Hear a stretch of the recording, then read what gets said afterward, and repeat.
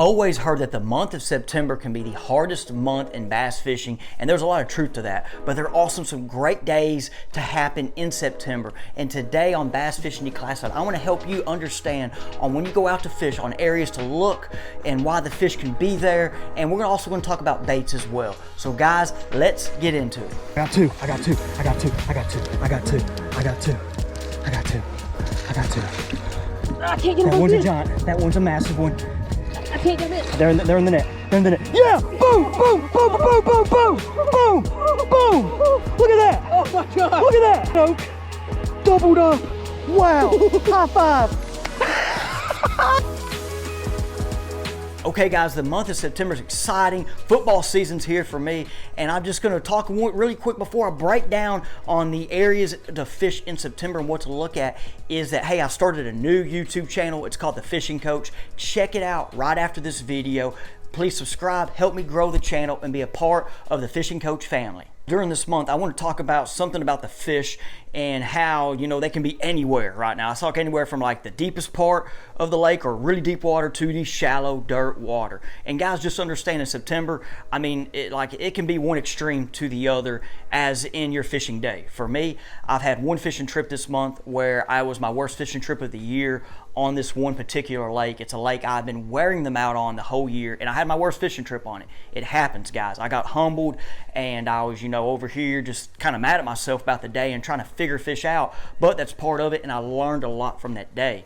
Then my next fishing trip on a lake I have no history on, don't know much about, we had a great couple hours of fishing and caught some big fish. So it can be one extreme to the other, okay? So keep that in mind, just for me to be the positive side to you guys that, hey, I mean, it's still fishing, it's not always catching, okay? But one thing you need to understand, and it also depends on the lake size or your area of the lake. Like if I'm talking small lakes, it can be the whole kind of the whole lake. But if you're a big highland or lowland reservoir, you might need to pick an area and then kind of break the area down to this.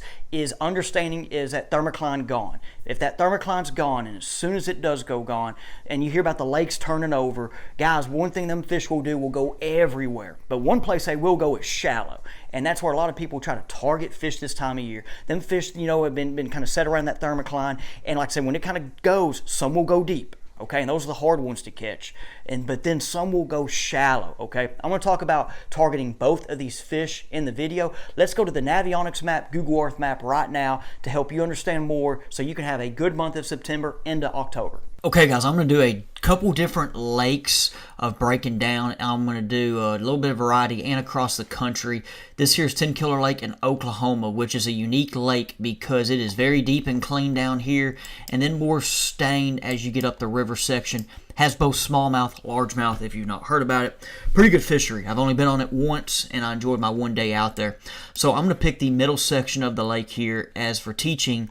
And this still has deep water. 60 foot, still pretty relatively deep. Go down here, deeper, clean. Okay, this is more where I know smallmouth can be caught throughout the lake, but just since there's deeper, cleaner water down here, them smallmouth thrive a little more down here. But the thermocline down here is going to be different than up there. Now, I don't fish this lake, guys, once again, a lot one time, and so I don't even know, you know, sometimes the thermocline might not even get set up. I think I did see a video of Jason Christie might have been out here and had like a thermocline wherever he was at was like at 40 foot. So for teaching, let's go up here where that one section's at. So this area, okay, let's say the thermocline's set up at 30 foot, 25, 30 foot. That means you can eliminate all of this deeper water. Like here, for example, if the thermocline's set up at 30, then fish can be up here. If there's no thermocline, then they can be anywhere. So that's why it's so important of understanding that thermocline. I know my internet here is loading and starting to rain today. We'll go like right there, okay. So I don't have the best internet at my house in the woods, guys. So if that thermocline's at 20 foot, that means them fish are going to be above the 20-foot section. So that's why you have to, it's really nice just to have that understanding. And hey, when it's gone, there's going to be fish. Let's say it's at 25 foot, 30 foot. Some fish can now go whoop right out here. Some fish, you know, are just going to go up here shallow. And like I said, the fish can be anywhere. So as you work your way back up in the creek, if it's at 25 foot, easy spot to target bass. Now that it's gone, them fish can be out here. They can be over here hanging out. So how to target like an area like this, okay? Two ways. You're either going to start at the mouth of a major creek, kind of arm part of it, or you're going to go to the back and try to figure out where are the fish. Are they going to be back here in the back, or are they going to be more in this midsection, okay? Now, one thing about it, guys, is they're not going to be, you can find them still in some wolf packs, but man, sometimes they're kind of broken up more into individual fish. Now, you can find fish in an area, but not much of just you're going to go and just catch a bunch of fish on one stretch. In Arkansas, where I'm at, it's crazy. I have caught fish in the back of creeks like this in November, okay? I'm talking 2 foot of water, clean water. I'm talking Lake DeGray, okay, guys? If my guys from Arkansas are listening, which was in the cleanest section of the lake, caught them in 2 foot of water. No grass at the time. So, and these major creeks are good areas to start. The Deep Dive app has an inflow chart, something I would look at. So, now what I'm going to the back of these creeks and throwing like a lipless crankbait or topwater. Buzzbait, walking bait, buzzbait's what I prefer. So that's just what I would try to look for. Now, if the lakes are low, like it is in this image, look for structure with your eyes. There can be fish relating to that structure. Brush piles is an easy one. Stumps. But start in the back and then work your way trying to find out little areas those fish can hold to. I like starting in the back because if I'm idling in, I might be able to see some schooling action. I might be able to use my eyes to see action. And if there's no action and I don't see anything on my graph, that might mean I need to get the heck out of there, okay? So that's why I prefer starting in the back than starting up front. Now, you got to idle, but then again, idle, use your electronics, or use your eyes, okay? So just something right there. And you know, going back to the Navi Onyx side, right here, there's a little channel swing. That's something easy to look at. Little ditches right here.